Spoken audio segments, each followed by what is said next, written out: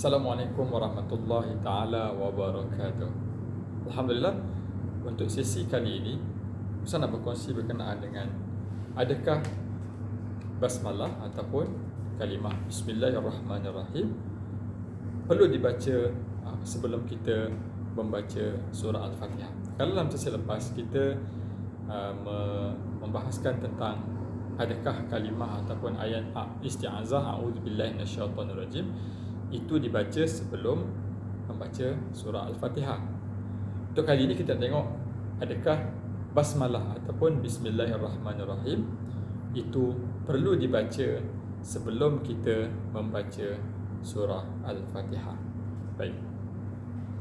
Sebelum kita pergi lebih lanjut, mari kita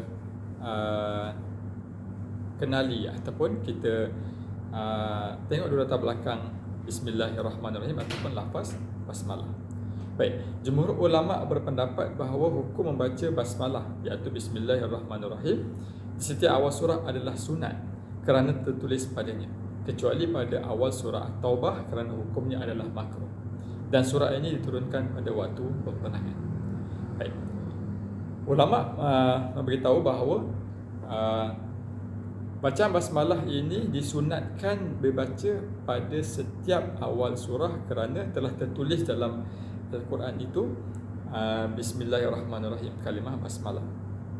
Manakala dalam surah At-Taubah dimakruhkan kerana tidak ada ditulis, dan mengikut pandangan para ulama dan sebagainya menyatakan bahawa surah At-Taubah ini adalah surah yang diturunkan sewaktu berlaku peperangan. Jadi dimakruhkan kerana situasi peperangan itu adalah situasi yang tidak elok berlaku, sedangkan basmalah adalah satu kalimah ataupun ayat yang memiliki rahmat dan kebaikan.